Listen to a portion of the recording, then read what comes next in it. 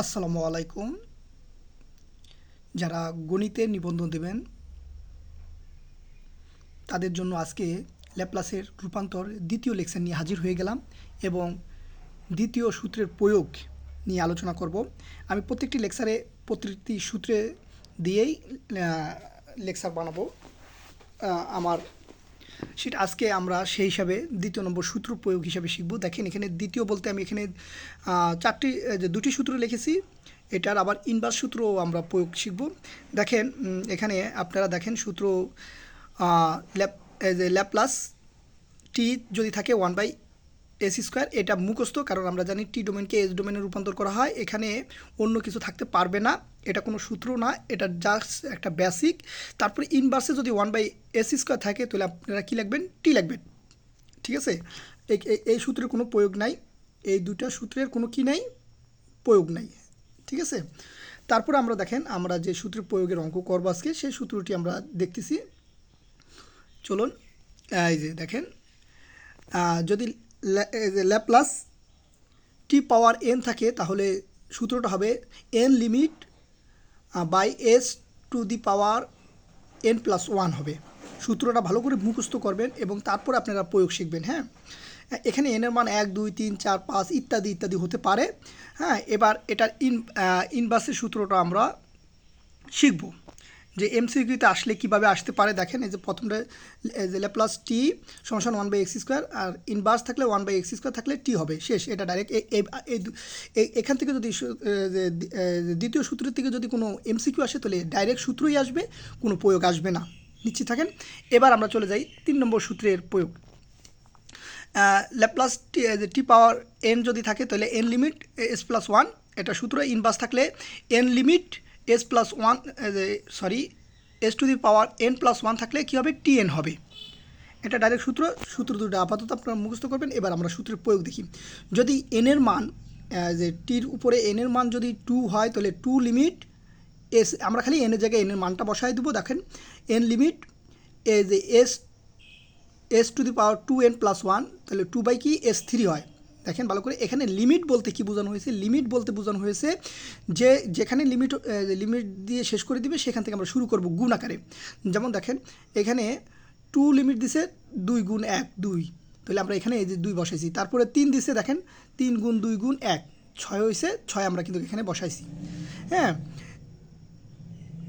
যে লিমিটটা দিবে সেই লিমিটটা উপরেও যে লিমিটটা আমরা গুণ করব কীভাবে সেটা আমরা বুঝতে পেরেছি। এবং দেখেন 3 লিমিট আবার SN+1, এইভাবে থাকলেও এমসিকিউতে টিক দিবেন, অথবা এইভাবে থাকলেও কিন্তু এমসিকিউতে টিক দিবেন। হ্যাঁ, এটা এমসিকিউতে আসতে পারে, দুটোই উত্তর থাকতে পারে আপনাদের। তারপর দেখেন 4-এর উপরে যদি যে 10 যে টির উপরে যদি পাওয়ার 4 থাকে তখন আমরা ল্যাপ্লাসে তাহলে আমরা কি করব? 4 লিমিট s পাওয়ার 4+1, তাহলে দেখেন s পাওয়ার 5 হবে, আর এখানে কত হবে? 24 হবে। কীভাবে হবে সেটা আমি আপনাদেরকে দেখালাম। এই যে দেখেন এটা এইভাবে হবে, এই যে 4 গুণ 3 গুণ 2 গুণ 1, এটা লিমিট বের করলাম। 24 কত হবে? যে s পাওয়ার 5 হবে। ঠিক আছে, তারপরে আপনারা দেখেন 4, এবার আপনারা দেখেন ইনভার্সের ক্ষেত্রে কি হতে পারে। ইনভার্সের ক্ষেত্রে আমরা আসি। ইনভার্সে দেখেন লিমিট 4 s পাওয়ার অফ 4+1 থাকলে আমরা বুঝছি এটা টির পাওয়ার 4 হবে। আবার 5 হলে 5 limit s plus by s power 5+1 হলে এটা কি হবে? এটা 10 যে টির উপরে 5 হবে, এটা আমরা বুঝছি। কিন্তু দেখেন এইখানে একটা জিনিস লক্ষ্য করেন, 5040 আছে। আর এখানে কিন্তু এখানে কিন্তু আমাদের এস হবে। হ্যাঁ, এখানে এস হবে। ঠিক আছে, আর এখানে 7 হবে। ঠিক আছে, দেখেন এস 7+1 আছে, তাহলে আমরা 7+1 নিচের 7+1 দেখেই আমরা বুঝতে পারছি এটা কোন সূত্রে পড়বে। এটা এন লিমিটের সূত্রে পড়বে। হ্যাঁ, কারণ এজ এ 6+1 আছে, 7+1 আছে, তাহলে আমরা এখানে এই যে 7 লিমিট যদি হয়, 7 লিমিট করলে যদি 5040 হয়, তাহলে আমরা এখানে টির উপরে কত লিখতে পারবো? 7 লিখতে পারবো। টির উপরে কী লিখতে পারবো? 7 লিখতে পারবো, টির উপরে আমরা 7 লিখতে পারবো। দেখেন এই যে 7 লিমিট কি আছে, 7 গুণ 6 গুণ 5 গুণ 4 গুণ 3 গুণ 2 গুণ 1, এটা করলে কত হয়, 5040 হয়। আপনারা কিন্তু ক্যালকুলেটারও এই যে 7 লিমিট টিপ দিলে এই মানটা সরাসরি পেয়ে যাবেন, ঠিক আছে। আমি বেসিক বোঝানোর ক্ষেত্রে আপনাদের এই গুণ করে দেখানোর চেষ্টা করেছি, ঠিক আছে। তারপরে দেখেন পরবর্তীতে দেখেন 24/s পাওয়ার 5 লেখছে। দেখেন এখানে কিন্তু কোনো ইয়া লেখে নেই, যে 1 লেখে নেই, যে এন পাওয়ার 1 কিন্তু এখানে নাই। দেখেন এখানে কিন্তু s+1 নাই। আমরা তারপরে দেখি এটাকে যদি 4+1 লিমিট করতে পারি তাহলে আমরা টির উপরে 4 লিখতে পারবো। তাহলে এটা করা যায় কিনা দেখি। আমরা দেখেন এই জায়গায় ব্যাখ্যা দিয়েছি, ব্যাখ্যায় কি আছে, 4 লিমিট s+1, দেখেন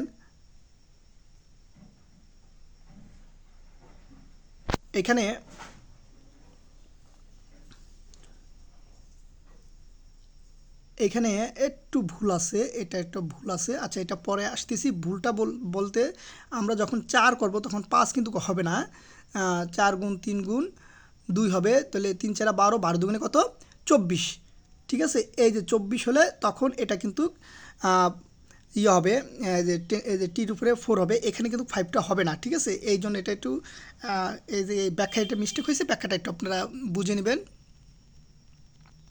তাহলে আমরা কি করলাম, এখানে 4 লিমিট আকারে সাজাতে পারলাম। যখন 4 লিমিট সাজাবো তখন তো আর 4 আসবে না, এটা বুঝছেন। এটা হয়তো বা দ্বিতীয়টা করতে, যাই হোক এই 4 হবে না। আচ্ছা যাই হোক, তারপর আপনারা বুঝতে পেরেছেন। এরপরে আপনারা দেখেন লাস্ট অঙ্কটা 120/6। তাহলে আমরা 120/6কে আমরা কি আকারে সাজানোর চেষ্টা করব, এস এর উপরে 5+1 উপরে 5 লিমিট যদি সাজাতে পারি তাহলে আমরা টির উপরে পাওয়ার 5 দিয়ে অ্যান্সার দেখাতে পারবো এমসিকিউর। আমরা এমসিকিউ তো দেওয়াই থাকবে, তখন আমরা এটা করতে পারবো আর কি। যাই হোক, তারপরে 5-এর উপর লিমিট দিলে 5 গুণ 5 120 হয়। দেখেন 120 হয়, এই যে 120। আবার 6কে ভাঙিয়ে আমরা এসের উপরে 5+1 লিখতে পারি, আমরা লিখতে পারি, ঠিক আছে, আমরা কিন্তু লিখতে পারি। সো যখন আমরা লিখব তখন এটা হয়ে গেল। আরেকটি আপনাদের কাছে প্রশ্ন আপনাদেরকে আমি দিব। আরেকটি খুবই গুরুত্বপূর্ণ একটা জিনিস রয়ে গেছে, সেটা হলো L 10⁻n এর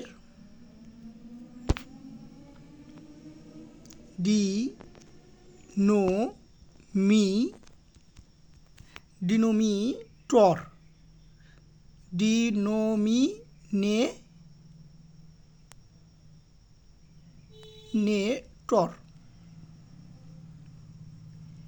তাহলে ল্যাপ্লাস টি পাওয়ার এন এর ডিনোমিনেটর এর পাওয়ার কত, যদি পরীক্ষা চায় এর পাওয়ার কত, তখন আপনারা বলবেন এর পাওয়ার হলো এস এর উপরে কি থাকে, n+1 না, তখন বলবেন যে n+1, এর পাওয়ার কত, n+1। সো আপনারা এইটা কিন্তু মুখস্থ রাখবেন, এটা মুখস্থর মতন, ঠিক আছে। আবারও বলি, ল্যাপ্লাস টি পাওয়ার এন থাকলে এর ডিনোমিনেটরের পাওয়ার কত, n+1, ঠিক আছে, n+1। এটা আপনারা একটু মনে রাখবেন, কারণ যেহেতু এই সূত্রটা নিয়ে আলোচনা করেছি, এই সূত্রের প্রত্যেকটা জিনিস নিয়ে আমি ব্যাখ্যা দেওয়ার চেষ্টা করছি, এবং এর বাইরে কোনো এমসিকিউ আসবে না আশা করি।